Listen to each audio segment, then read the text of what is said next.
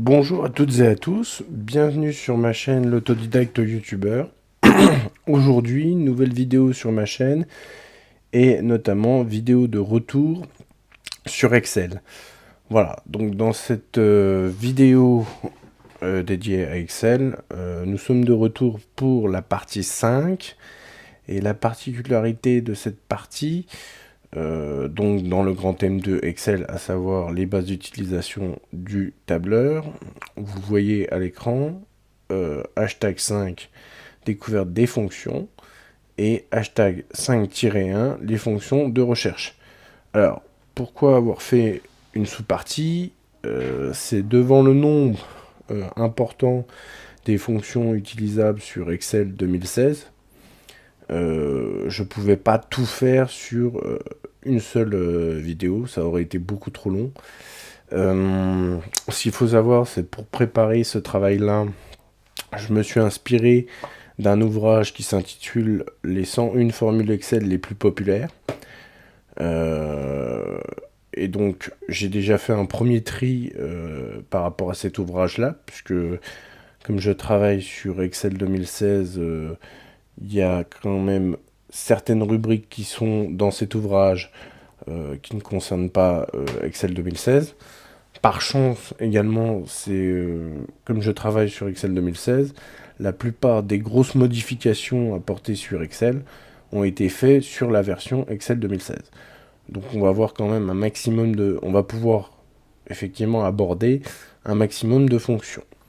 Donc, pour petit rappel, lors de la dernière vidéo qui date maintenant du 17 août, nous étions partis à la découverte des graphiques de base sur Excel. Et vous voyez donc à l'écran, cinquième partie, découverte des fonctions. Donc voilà. Vous avez à l'écran également donc un onglet partie 5, les fonctions de base, où vous voyez pour aujourd'hui, nous allons aborder dans la première sous-partie les fonctions de recherche. Donc dans les fonctions de recherche que j'ai relevées, nous avons la fonction adresse, la fonction choisir, la fonction équive, la fonction index, la fonction index équive en combinaison, la fonction indirecte, la fonction lien hypertexte qu'on peut aussi créer avec un raccourci clavier, les fameuses fonctions de recherche, donc fonction recherche H, fonction recherche V et la fonction bdélire qui est également une fonction de recherche. Donc, nous allons commencer donc en nous mettant sur l'onglet 5-1 fonction de recherche. Et nous débutons donc cette vidéo par la fonction adresse. Donc qu'est-ce que la fonction adresse? Ça crée une référence de cellule sous forme de texte en fonction des numéros de lignes et de colonnes spécifiés.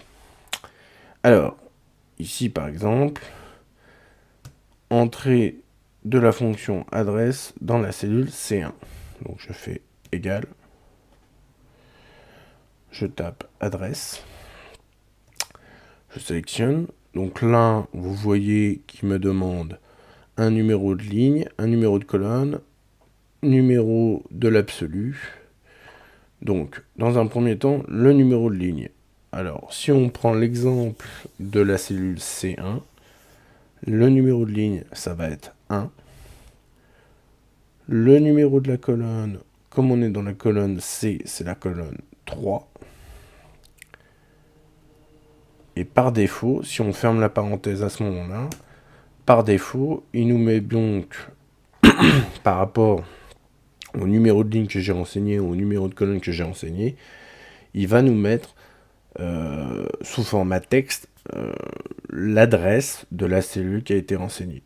Donc dans la barre de formule, vous avez adresse avec un numéro de ligne, un numéro de colonne qui correspond à une cellule. Donc là notamment la cellule C1.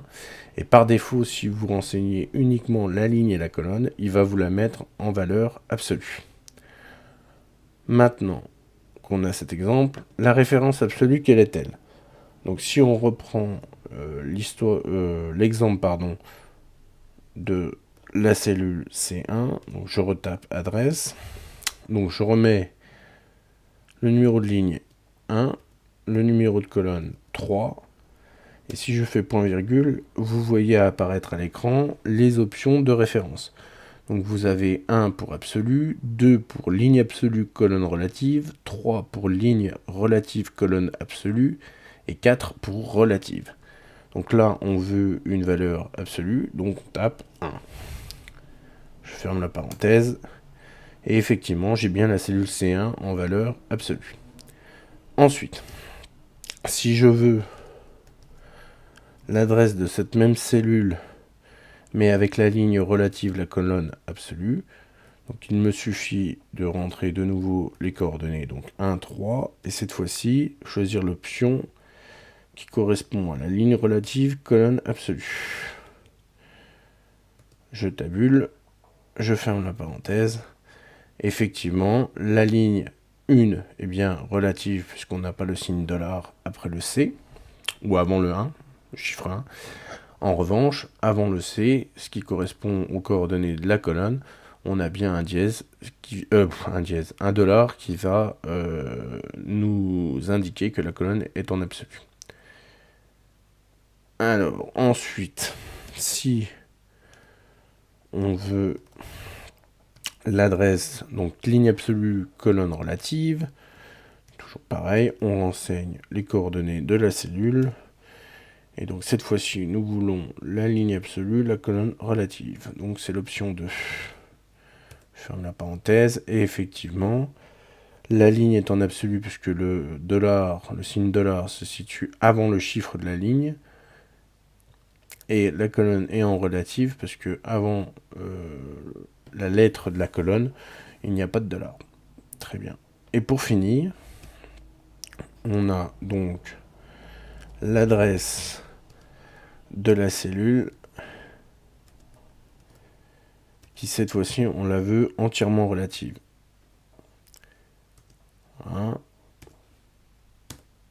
Voilà.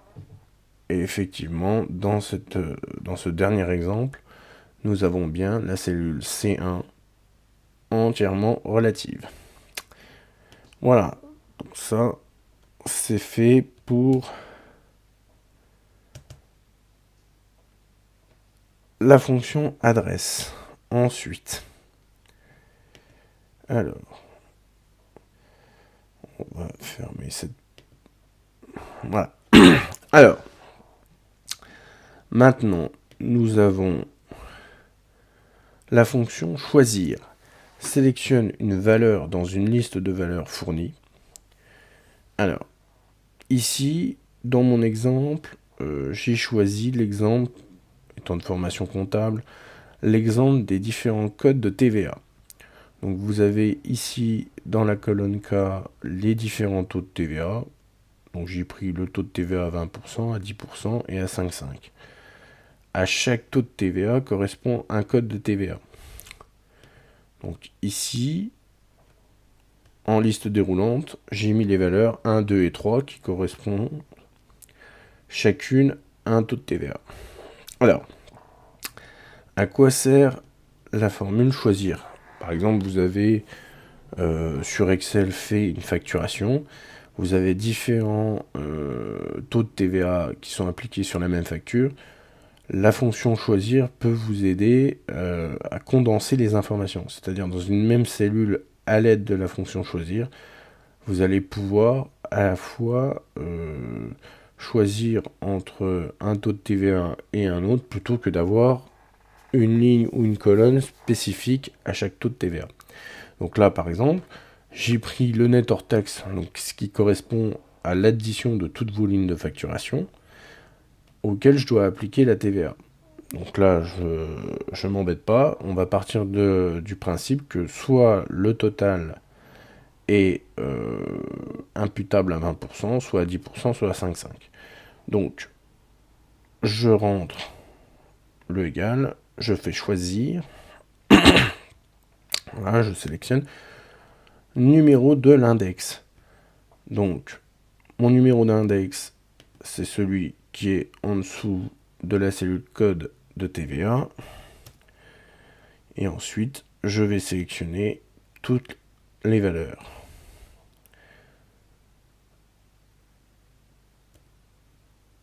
Voilà, je ferme. Donc là, on voit, par exemple, pour le code 1, on a imputé 20%. Le code 2, il me met une valeur... Ah oui, je sais pourquoi. Il me met une valeur parce que là, je les ai pas séparés. Il faut les séparer par des points-virgules. Donc K2, il manque K3. Voilà. Voilà. Donc là, il m'impute le 10% et là, le 5,5. Alors bien sûr, là, c'est en monétaire, donc il faut changer. Il faut simplement remultiplier par 100 pour avoir un pourcentage, un montant de TVA correct. Voilà. Donc effectivement, si on reprend le code 1, j'ai bien fait 100 € fois 20%, donc je suis bien à 20 €. Donc pour un net TTC à 120 €. Si je fais 10%, je suis bien à 110. Et si je fais 5,5%, je suis à 5,50, donc 105,50 au total. Voilà, donc ça c'est particulièrement efficace, encore une fois, pour l'établissement d'une facturation, où sur la même facture, vous allez avoir plusieurs taux de TVA qui vont s'appliquer. Alors, ceci étant fait, voilà, on continue. Alors, on ouvre la fonction suivante. Alors, la fonction équive renvoie la position d'une valeur ou d'un texte. Alors, la fonction équive va aller rechercher effectivement la position dans une base de données, dans un tableau, la position de la valeur recherchée. Donc, pour ceci, en T2, on va rentrer la fonction équive. La valeur recherchée, ça va être ma valeur en T1, que je mets en valeur absolue. Et mon tableau de recherche, ça va être la liste de tous mes articles ici. Je ferme la parenthèse. Et effectivement, là, pour l'article C, je suis bien en 3e position dans ma colonne article. Si je fais article A, je suis bien en première ligne. Si je fais article B, je suis bien en 2e ligne. Article C, 3e ligne. Voilà.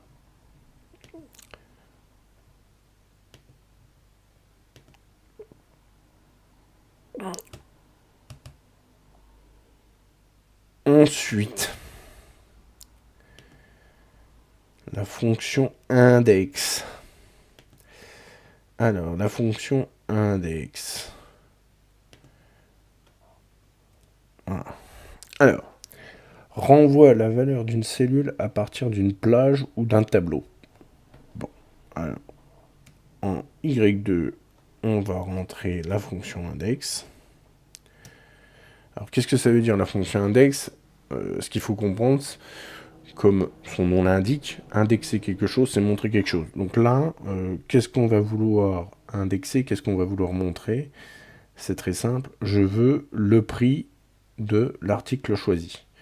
Donc, je vais sélectionner ma colonne de prix. Voilà. Ensuite, on veut un numéro de ligne, un numéro de colonne. Donc ici, le numéro de ligne, ça va être soit 1, soit 2, soit 3 en fonction de mes 3 articles. Donc là, par exemple, si on commence avec l'article A, on va renseigner la ligne 1. Ensuite, la colonne, donc ça va être la colonne 2 puisqu'on veut le prix.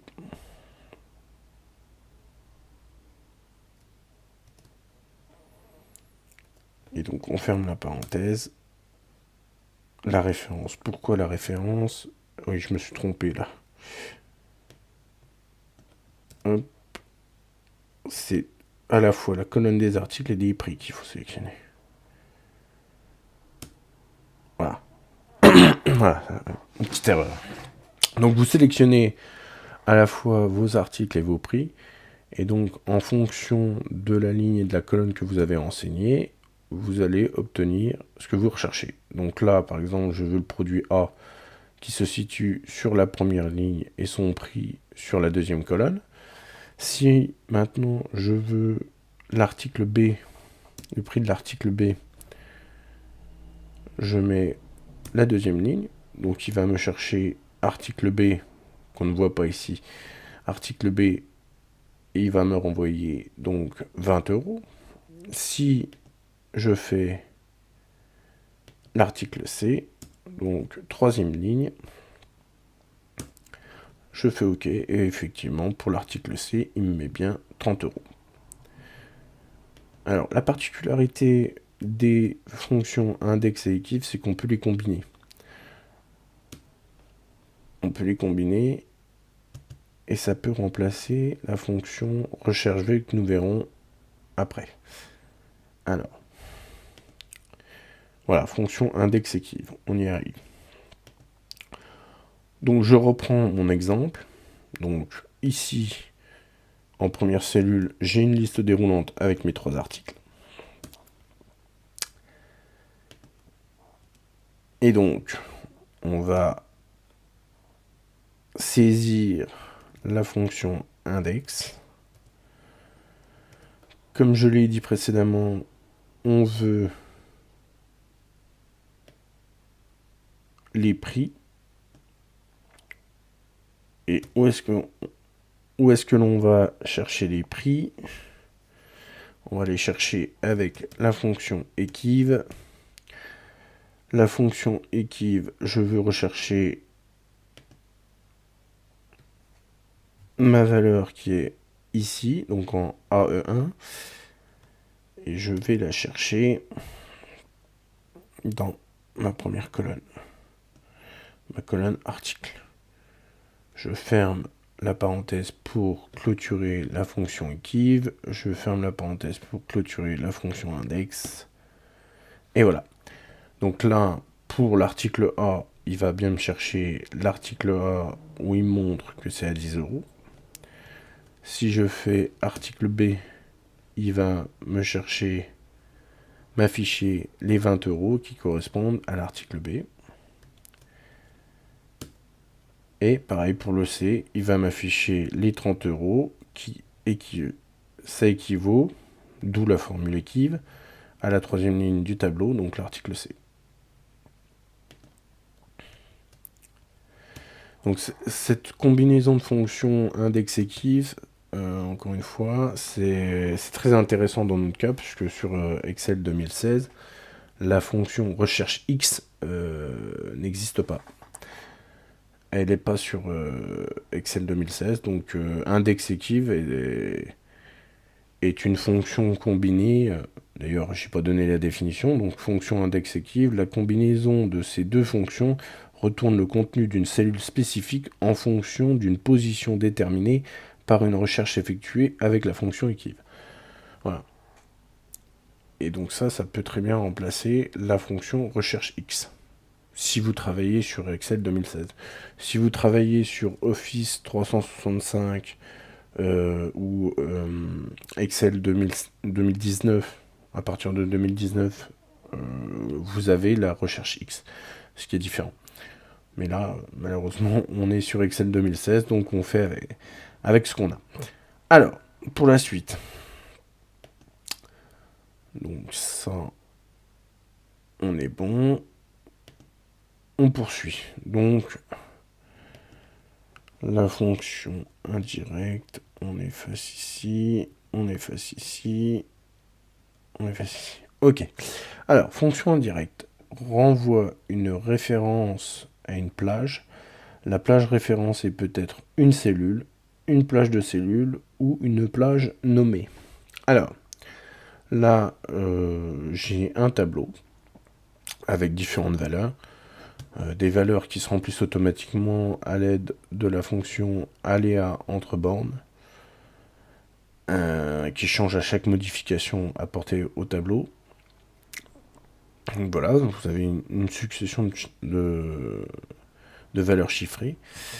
Référence cellule choisie. Donc moi j'ai choisi la cellule AL5 qui est ici. Et le but du jeu, c'est de façon indirecte, il faut qu'il me renvoie la valeur 4, c'est-à-dire la valeur qui est dans la cellule AL5. Pour ceci, je fais égal indirect. Indirect de quoi? Pardon. Indirect tabulation. Indirect de quoi? Je vais aller sélectionner ma cellule au-dessus de ma fonction indirecte qui contient la référence à la cellule dont je veux la valeur. Donc je fais indirect AO2, je ferme la parenthèse, et là il me renvoie bien la valeur que j'ai en AL5, qu'on retrouve dans la barre de formule ici, tout à gauche. Je suis bien en AL5, et effectivement en AO2, il me renvoie bien la valeur 6, qui est en AL5. Ensuite, si ma plage de référence est une plage de données, donc là par exemple AK2 à AM2, donc qui correspondent aux valeurs que j'ai ici. Alors, je fais égal indirect.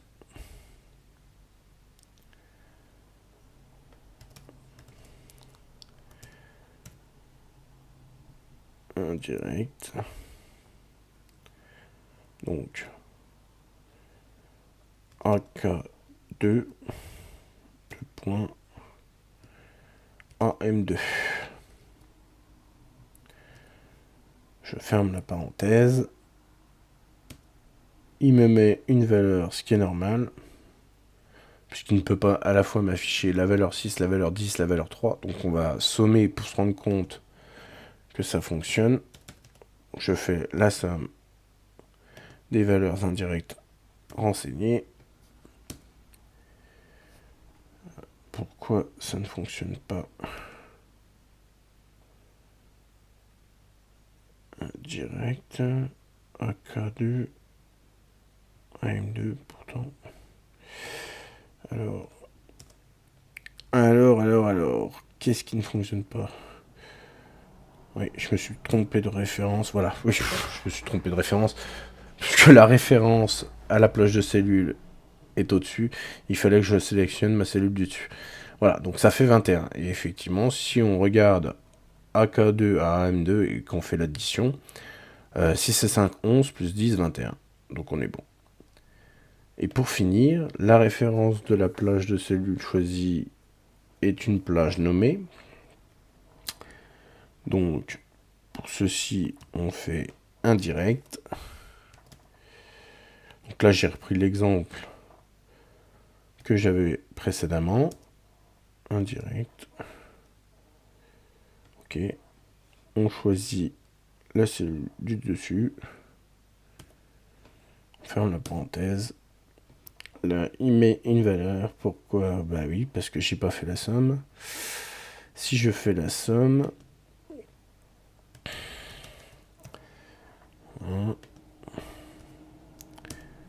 voilà, nous avons 19.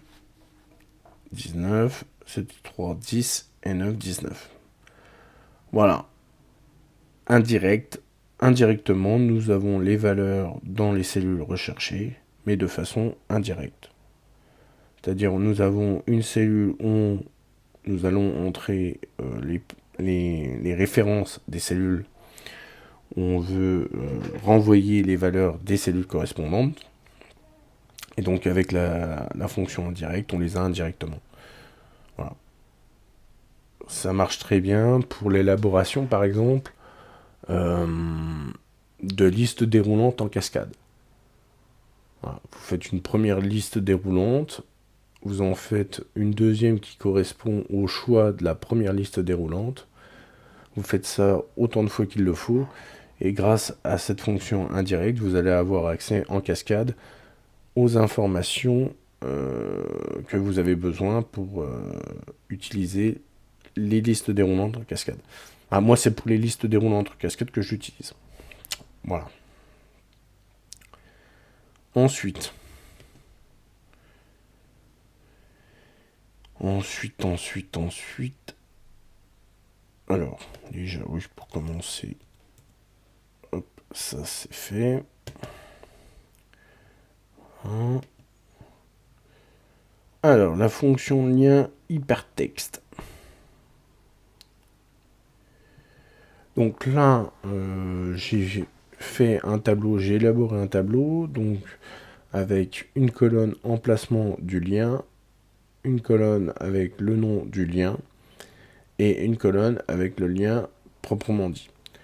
Alors, sur Excel, on a la possibilité d'enregistrer dans une cellule un lien. Alors, on a le choix entre un lien vers un site internet, un lien vers un classeur, un lien vers une cible dans le document qui est actif, donc par exemple ce document-là, un lien qui permet l'accès à un nouveau document qu'on peut créer, et un lien vers une adresse mail pour l'envoi de mail, etc. Alors, là, j'ai rentré donc le nom et l'emplacement du lien de ma chaîne YouTube. Et donc, la formule à rentrer, vous l'avez dans la barre de formule, c'est égal lien hypertexte. Il faut d'abord renseigner donc l'emplacement du lien et son nom. Ça vous donne ce lien là, et si vous cliquez dessus, là vous voyez qu'une page internet s'ouvre, ça charge, et donc on se retrouve sur ma chaîne YouTube. Ensuite, accès classeur Excel. Donc j'ai fait un classeur Excel gaming, parce que je fais aussi du gaming sur YouTube. Et donc, si je clique dessus, voilà, il m'ouvre le classeur, un accès vers le classeur choisi. Je quitte, j'enregistre. Donc, toujours avec la formule égale lien hypertexte, où je renseigne donc l'emplacement et le nom du lien. Ensuite, accès cible dans le document actuel. Donc ça, par contre, ça ne fonctionne pas. J'ai pas réussi à le faire fonctionner avec la formule. Donc ce lien hypertexte, je l'ai créé à l'aide du raccourci CTRL plus K, qu'on a vu dans les vidéos de raccourcis au début de la création de ma chaîne, où j'ai commencé à faire du contenu sur Excel. Donc vous faites CTRL K. Alors si vous faites CTRL K, je vais vous montrer sur une autre cellule. Je fais CTRL K. Vous avez donc, pour petit rappel, cette fenêtre, donc insérer un lien hypertexte qui s'affiche. Et donc vous voyez, vous avez fichier ou page web existante. Donc là, c'était le lien vers ma chaîne YouTube. L'emplacement dans le document, donc on va le voir là. La création d'un document et l'adresse de courrier. Donc, accès cible dans le document actuel. Je clique dessus et effectivement, il va me chercher la cellule que j'ai ciblée, c'est-à-dire A1. A1 dans l'onglet hashtag 5, les fonctions de base. Ensuite, accès nouveau document créé. Donc je clique dessus et effectivement, il me crée un classeur Excel. Et pour finir, accès boîte mail pour envoi email. Je clique dessus. Il m'ouvre cette petite page, cette petite fenêtre. Toujours. OK.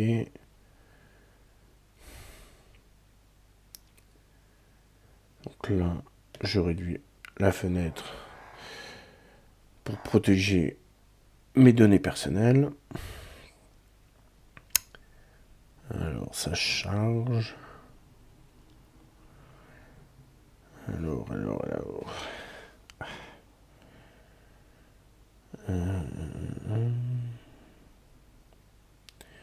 Alors, est-ce que ça charge?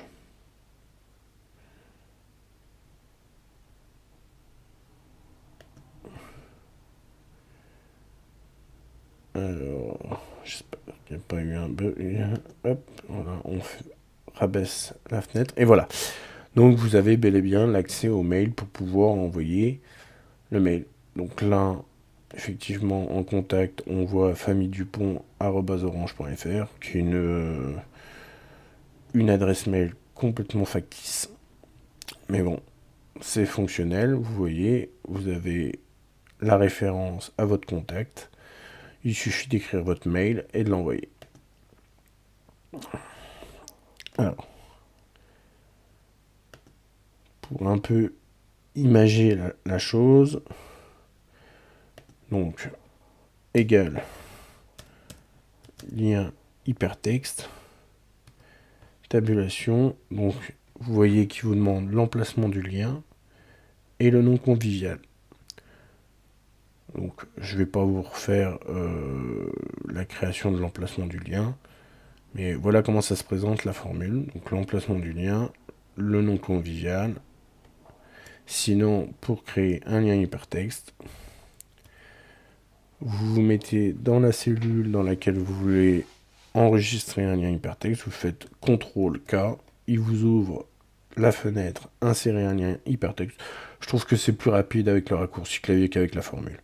Je vous le dis franchement, vous embêtez pas à utiliser la formule, passez par le raccourci CTRL-K, vous allez avoir cette fenêtre qui va s'ouvrir. Vous choisissez le type de lien que vous voulez insérer dans la cellule. Le texte à afficher, ça va être le nom de votre lien. Le nom du nouveau document, si vous voulez créer un document, là bien sûr. Sinon, vous voyez fichier ou page web existante. Donc vous avez le dossier actif, les pages parcourues, les fichiers récents. Vous avez l'emplacement, voilà, dans un document. Donc il vous ouvre le document en question que vous avez avec tous vos onglets. À vous de choisir l'emplacement où vous voulez qu'on aille. Donc moi, effectivement, j'ai choisi la cellule 1.1. La cellule 1.1 de l'onglet hashtag 5, les fonctions de base. Ça fonctionne très bien. Créer un nouveau document. Donc effectivement, on vient de le voir. Vous rentrez le texte à afficher, le nom du nouveau document, savoir si vous voulez modifier le nouveau document ultérieurement ou maintenant. Si vous mettez maintenant, il va vous ouvrir directement le nouveau document. À vous de le modifier, de l'enregistrer. Si vous faites modifier le nouveau document ultérieurement, il va simplement vous le créer, vous le mettre dans le chemin d'accès que vous aurez choisi, et vous pourrez par la suite aller le modifier. Voilà. Et sinon, l'adresse mail, où vous renseignez donc le texte à afficher pour le lien hypertexte, l'adresse de courrier, un objet par défaut si vous voulez. Et donc voilà, je l'ai prouvé à travers mes exemples que ça fonctionne très bien. Mais vous embêtez pas, vous embêtez pas à passer par la formule. Là, je l'ai présenté succinctement, mais ça marche pas pour tout. Ça marche pour la page web, ça marche pour le classeur. Vous voyez, donc là, pour la page web, ça fonctionne. Pour le classeur, ça fonctionne. Et pour l'accès dans le document actif, ça fonctionne pas. J'ai pas réussi. Le nouveau classeur, pareil, j'ai pas réussi. Et pour le mail, pareil, j'ai pas réussi.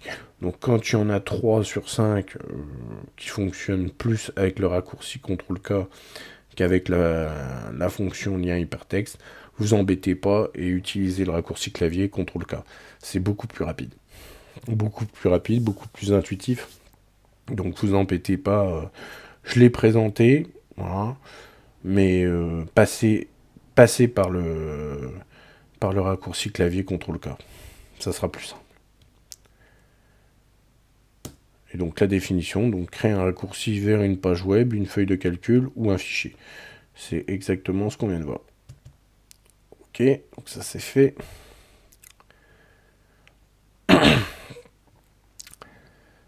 Alors, on ouvre le suivant. Alors.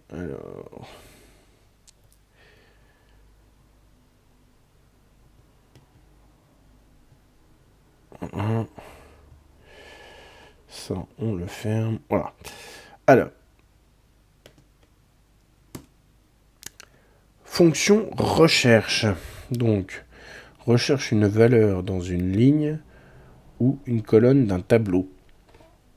Alors, ici, j'ai pris l'exemple qui était dans l'ouvrage, comme je vous l'ai dit, 101 formules Excel les plus populaires. Donc, nous avons une première colonne du tableau, revenu supérieur ou égal à.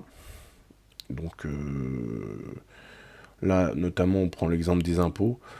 Donc, avec les différentes tranches de salaire, le taux applicable par tranche.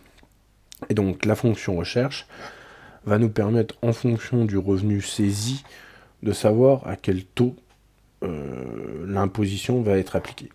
Donc, pour cela, donc, revenu saisi, dans l'exemple, j'ai saisi 10 000 euros. Je veux savoir quel va être le taux applicable. Je fais égal, je fais recherche, tabulation. Donc là, la valeur recherchée, ça va être 10 000 euros, que je peux mettre en valeur absolue.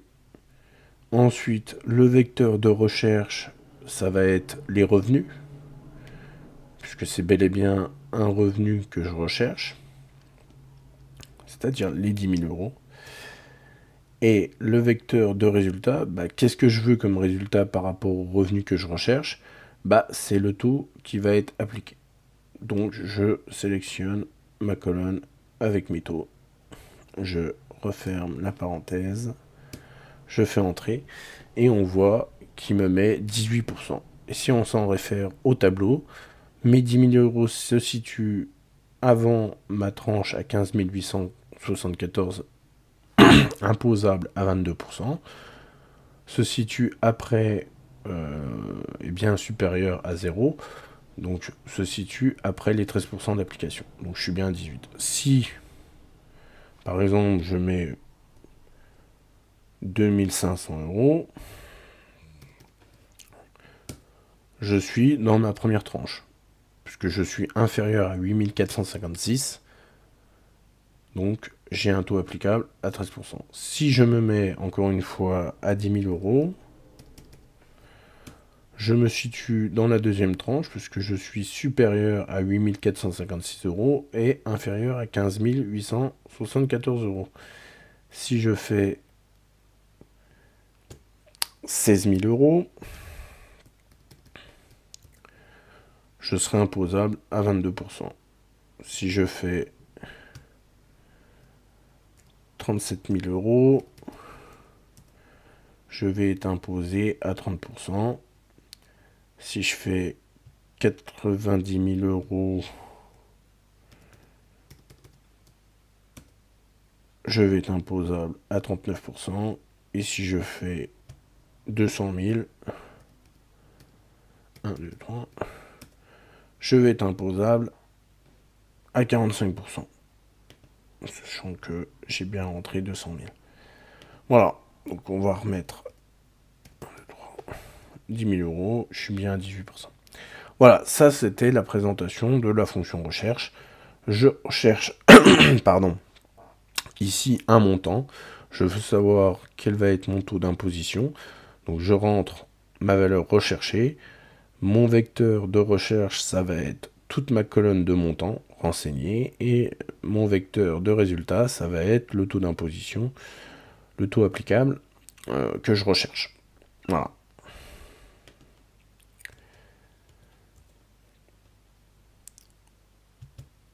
Hop, ça c'est fait. Ensuite, donc,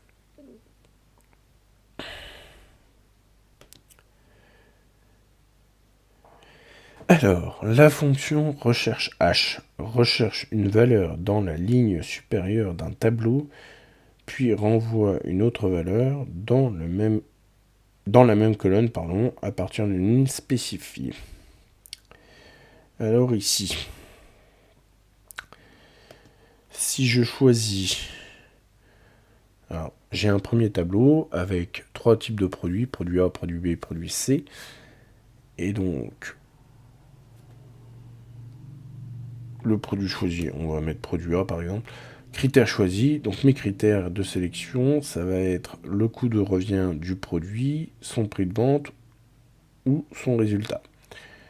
Donc ici, critères choisis, je choisis par exemple coût de revient. Et donc ici, je fais égal recherche H, la valeur recherchée, quelle va-t-elle être? Je recherche le produit 1 dans mon tableau. L'index de ligne, ça va être celui-là. Et je veux une correspondance exacte. Ah, il me met une ref. Pourquoi il me met une ref? On recommence. Donc, recherche H. CTRL A. Alors, valeur cherchée représente la valeur recherchée dans le premier rang du tableau. Il peut s'agir d'une valeur, d'une référence ou d'un texte. Donc, ici, je recherche le produit. D'accord. Ensuite, le tableau est le tableau de données texte, nombre, valeur logique dans lequel est exécutée la recherche de la valeur. L'argument table matrice peut être une référence à une plage ou à un nom de plage donné. Donc, le tableau, ça va être celui-ci.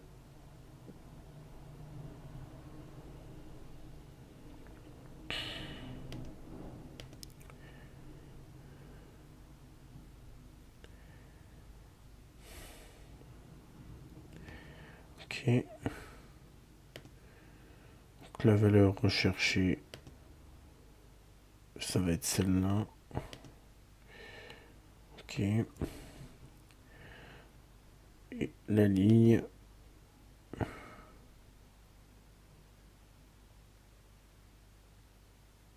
Non, la ligne c'est celle-là.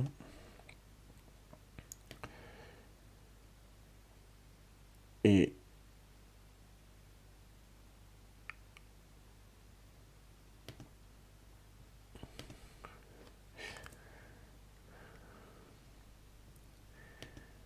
valeur la plus proche.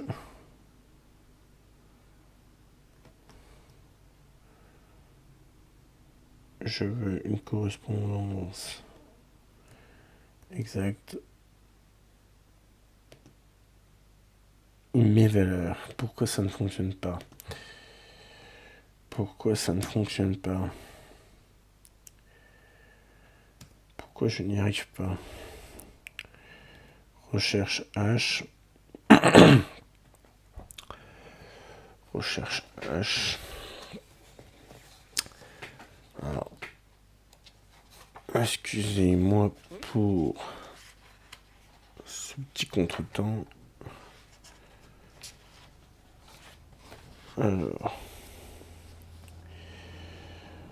on cherche H.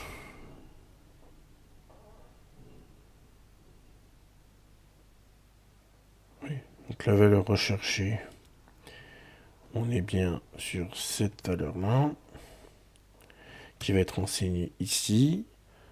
Ensuite, on va sélectionner tout le tableau ici. Voilà. Le numéro de la ligne, ça va être celui-ci, qu'on peut mettre en référence absolue. Voilà. Et je veux une correspondance exacte. Je ferme. Et là, pourquoi il me met la ref? Alors qu'il est censé me mettre le coût de revient du produit A, c'est-à-dire 179. Qu'est-ce qui ne va pas? Qu'est-ce qui ne va pas? Qu'est-ce qui ne va pas? La ligne. La ligne, la ligne, la ligne. Si je mets la ligne 2, là il me le met. D'accord. Donc ça marche en mettant le numéro de la ligne. Parce qu'effectivement, le coût de revient, il est bien sur la deuxième ligne par rapport au tableau. Mais pourquoi ça ne marche pas?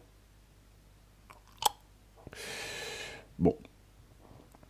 Parce que là, avec mes listes déroulantes, du coup, ça va marcher uniquement pour les produits. Donc là, je suis passé du produit A au produit B.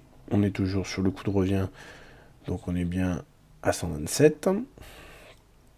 Alors que pour le produit A, nous étions bien à 179. Pour le produit C, on est bien à 247. En revanche, si cette fois-ci, je ne veux pas le coût de revient, mais le prix de vente, on reste bien pour le produit C sur le coût de revient. Et c'est ça qui pêche dans la formule. C'est ça qui pêche dans la formule. Alors que si je le fais manuellement, ici, on n'est plus sur la ligne 2, puisque je suis sur le prix de vente, donc la ligne 3.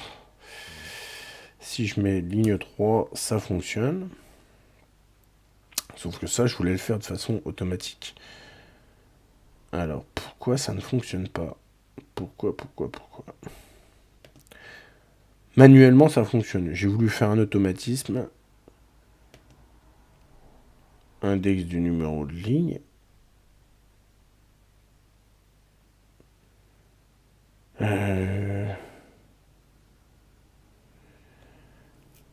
Oui, normalement, si je mets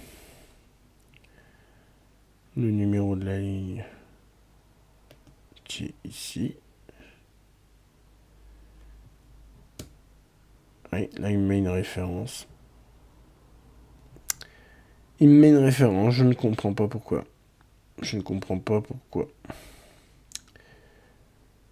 Je ne comprends pas pourquoi, puisque là, ça fonctionne avec le produit. Mais ça ne fonctionne pas avec le critère. Donc, il faut aller rechercher le numéro de la ligne, numéro index ligne, manuellement. Ça fonctionne manuellement, mais pas de façon automatique. Bon, bah, je suis navré, je voulais vous montrer en automatique, mais apparemment, il y a un couac. Donc, là, pour le prix de vente, on est sur la troisième ligne, donc vous renseignez 3, ok. On est bien à 120 pour le produit C. On est bien à 187 pour le produit B. On est bien sur A produit A à 196.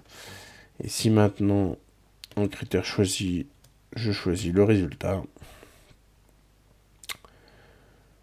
si dans ma formule, je fais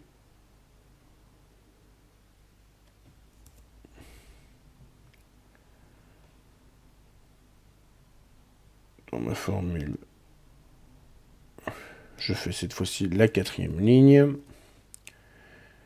du tableau. Effectivement, pour le produit A, il me met 17 de résultats, comme dans mon tableau. Produit B, il me met 60. Produit C, il me met moins 127.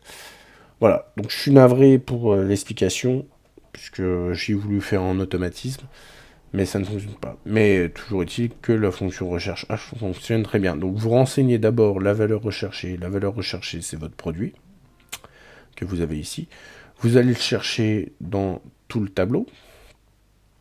Vous référencez ensuite la ligne que vous voulez aller rechercher. C'est pour ça que je ne comprends pas là pourquoi ça ne fonctionne pas. Je ne comprends pas. Bref, il faudra que je revoie ça. Donc vous la rentrez manuellement. Donc là, c'est la 4e ligne puisqu'on est sur le résultat. 3e ligne pour le prix de vente. 2e ligne pour le coût de revient. Et vous avez donc le résultat de votre recherche. Voilà. Alors, si vous avez des informations à donner, encore une fois, vous pouvez apporter vos lumières en commentaire. Encore une fois, la chaîne L'autodidacte youtubeur est là pour ça, hein, je le rappelle. C'est partager les expériences des uns et des autres de façon ludique. Donc, n'hésitez pas à donner vos solutions. Là, notamment, je comprends pas pourquoi ça pêche, puisque ça fonctionnait. Jusque-là, je comprends pas. La formule fonctionne, mais il faut la rentrer manuellement. Alors que je voulais faire un automatisme. Bref. Donc, ceci étant fait, on poursuit. Alors, recherche V. Recherche V recherche une valeur dans la première colonne d'un tableau et renvoie une valeur dans la même ligne d'une autre colonne plus à droite dans le même tableau. Voilà. Donc ce que j'expliquais tout à l'heure avec la fonction combinée index-équive, c'est que ça peut remplacer la fonction recherche V. Puisqu'avec la fonction recherche V, la particularité, c'est qu'il faut aller chercher dans la première colonne et renvoyer une valeur sur les colonnes à droite de la première colonne. Alors qu'avec la fonction index-équive ou recherche X pour les versions ultérieures à Excel 2016, vous avez la possibilité de rentrer une valeur à rechercher et aller rechercher à la fois sur la gauche ou sur la droite. Contrairement à la recherche V qui se limite à une recherche sur la droite de la valeur recherchée dans un tableau. Donc là, je choisis le produit A, je choisis le critère coût de revient. Si je fais égal recherche V, alors quelle va être la valeur recherchée produit A que je mets en valeur absolue. Je vais la chercher où? Dans tout mon tableau. Ok. Je veux renvoyer la colonne qui est en BS8 et je veux une correspondance exacte. Et donc là, pareil, alors que ça fonctionnait. Donc je ne sais pas ce qui se passe. Donc là, donc pareil, BS8, vous le supprimez et vous rentrez. Donc là, pour le coût de revient, on est sur la 2e colonne par rapport au produit recherché. Je fais entrer, effectivement, je suis bien sur le produit A, le coût de revient à 179 €. Si je fais ensuite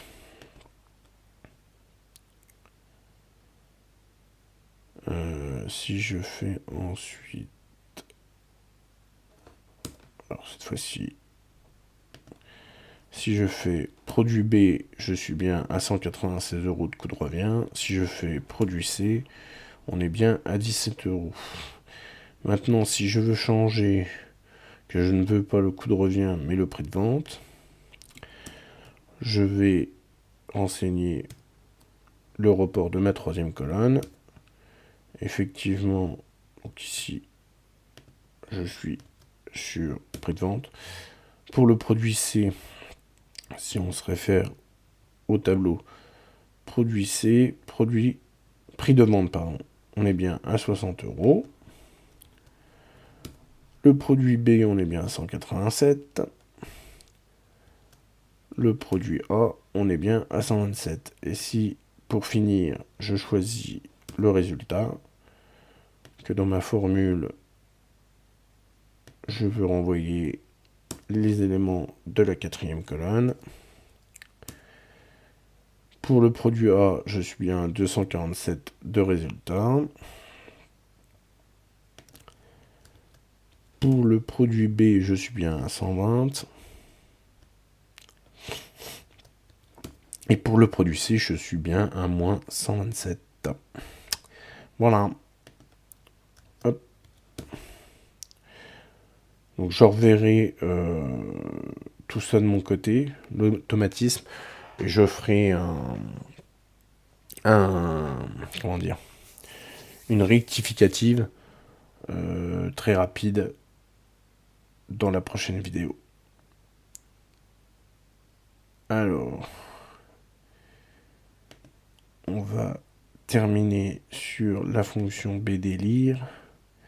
Alors, fonction bdlire. Alors, bdlire, bd pour base de données, lire pour lire les éléments d'une base de données.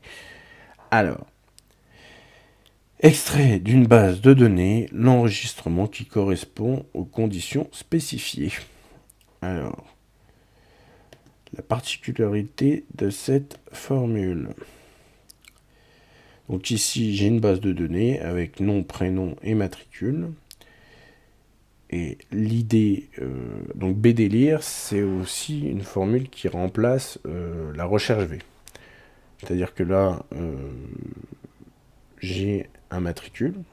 De ce matricule, je veux le nom, le prénom. Donc je fais égal bdlire. Voilà, CTRL A. Alors, base de données est la plage de cellules qui constitue la liste ou la base de données. Une base de données est une liste de données connexes. Très bien. Donc, là, ce qu'on veut, c'est les en-têtes.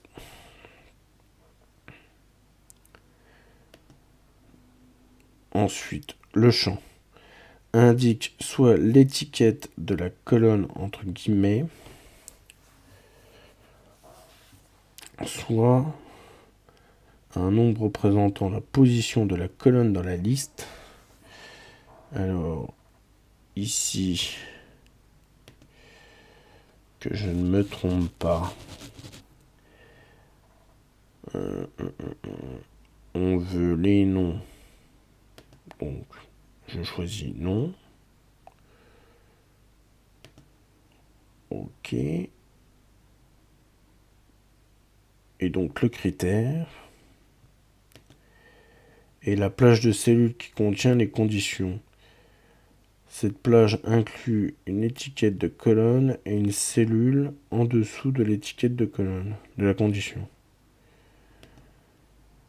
Donc, ici, c'est matricule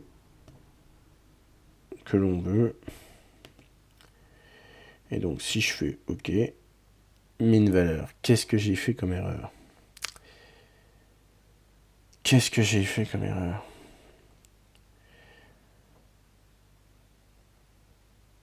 Qu'est-ce que j'ai fait comme erreur? Comme erreur. On recommence. bdlire. La base de données.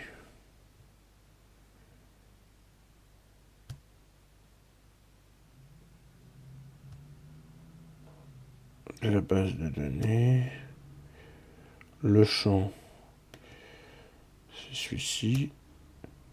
Le critère, en matricule.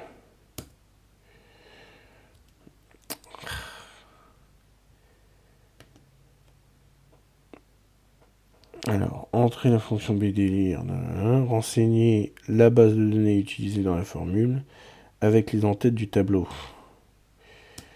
Alors, on recommence.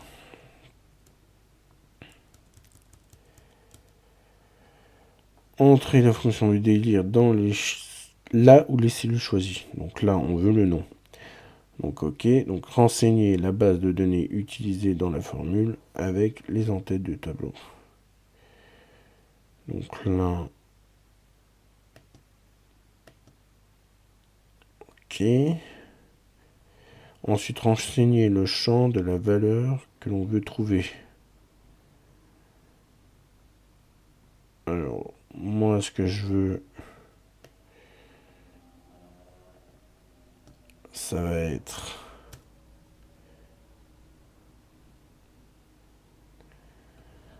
renseigner le champ de la valeur. Donc, là, on va mettre entre guillemets, si je mets juste le nom comme ça, et le critère, c'est par rapport au matricule. Voilà, là ça fonctionne. Voilà, donc effectivement, alors, il faut sélectionner d'abord tout le tableau. Ensuite, vous renseignez ce que vous recherchez, donc là notamment le nom. Et le critère, ça va être le matricule. C'est-à-dire par rapport à votre matricule, vous avez un nom, un prénom. Donc on recommence avec prénom, donc vous faites BDLIR. Alors la base de données, c'est effectivement tout le tableau. Hop. Ensuite, le champ, là on cherche le prénom. Et on le cherche par rapport au matricule. Donc on choisit, on sélectionne matricule et le nom du matricule. Je ferme la parenthèse. Voilà. Et effectivement, donc pour le matricule de CASE, on a bien le nom Castafiore et Bianca en prénom, qui est sur la dernière ligne du tableau. Si je choisis Dupont avec un D, on a bien Dupont Émile. Si je choisis Dupont avec un T, on a bien Dupont Eugène. Si je choisis un HADK, c'est Haddock Archibald. Ensuite, on a Tournesol Trifon. Ensuite, on a RG Tintin. Pour terminer par Bianca Castafiore. Voilà. Voilà. Donc, on vient de faire le tour des fonctions de recherche dans cette première sous-partie de la 5e partie. Les fonctions de base sur Excel 2016. Je reviendrai lors de la prochaine vidéo très rapidement sur les fonctions recherche H, recherche V, et je réexpliquerai un peu mieux la fonction BDLIR. Voilà, parce que j'avais fait un automatisme donc sur les deux dernières fonctions, recherche V, recherche H, mais apparemment l'automatisme ne fonctionne pas. Ça marche manuellement, mais vous imaginez avec un tableau où vous avez des références à rallonge, c'est bien quand c'est automatique. Donc voilà. Après, pour remplacer la recherche V, la fonction BDLIR ou la fonction indexEquiv fonctionne très bien. Mais on reverra très, très rapidement lors de la prochaine vidéo les 3 dernières fonctions pour les présenter de façon un peu plus claire. Alors,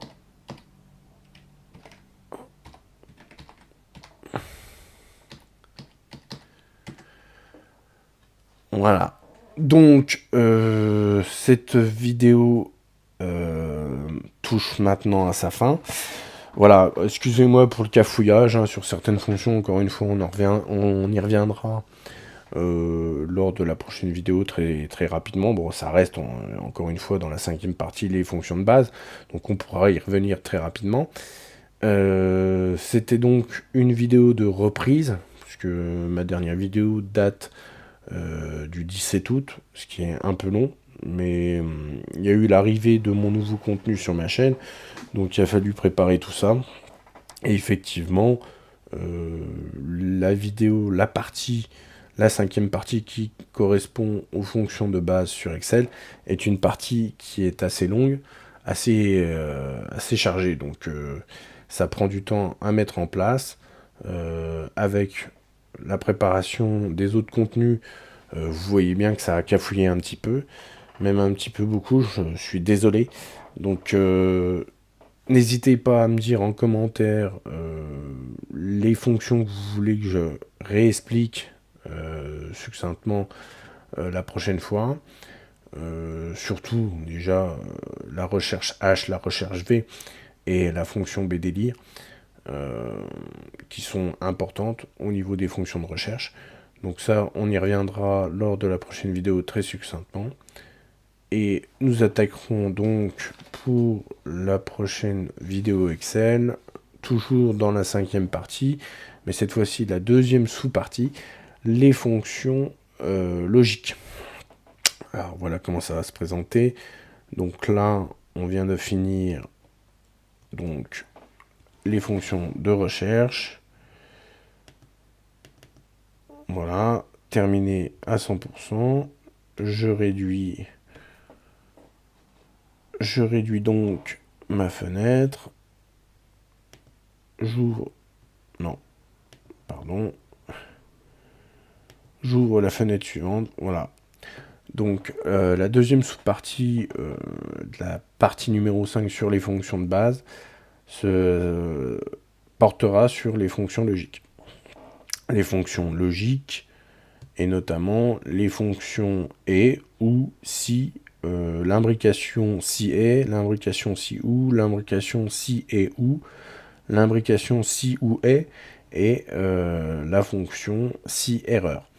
Voilà, les fonctions logiques que nous verrons en plus de revoir un peu les fonctions de recherche, surtout les dernières où il y a eu un cafouillage, notamment par rapport à l'automatisme, pas par rapport à l'utilisation de la fonction, puisqu'en manuel ça fonctionne très bien, juste par rapport à l'automatisme, parce que j'aime pas trop laisser dans l'erreur comme ça, alors que j'ai testé l'automatisme et ça fonctionnait. Donc voilà, on reviendra rapidement donc sur les fonctions de recherche qui ont cafouillé, excusez-moi encore, et donc nous aborderons les fonctions logiques. N'hésitez pas, encore une fois, à laisser un commentaire pour cette vidéo, en donnant votre ressenti. Si vous avez des infos à donner, n'hésitez pas. On est là pour partager, encore une fois, les expériences. L'erreur fait partie de l'expérience, donc soyez indulgents et ne me jugez pas. Encore une fois, on est là pour partager nos connaissances tous ensemble de façon ludique. C'est pour ça que je fais ces vidéos. Donc voilà, je vous invite vraiment à commenter la vidéo, à apporter vos solutions, vos connaissances, etc. Voilà, donc je m'arrête là pour cette fois-ci. Je vais vous souhaiter, une bonne journée. Hein. Tout dépend quand est-ce que vous regardez la vidéo. Donc je vous souhaite une bonne journée et je vais vous dire à bientôt pour une prochaine vidéo. Allez, ciao!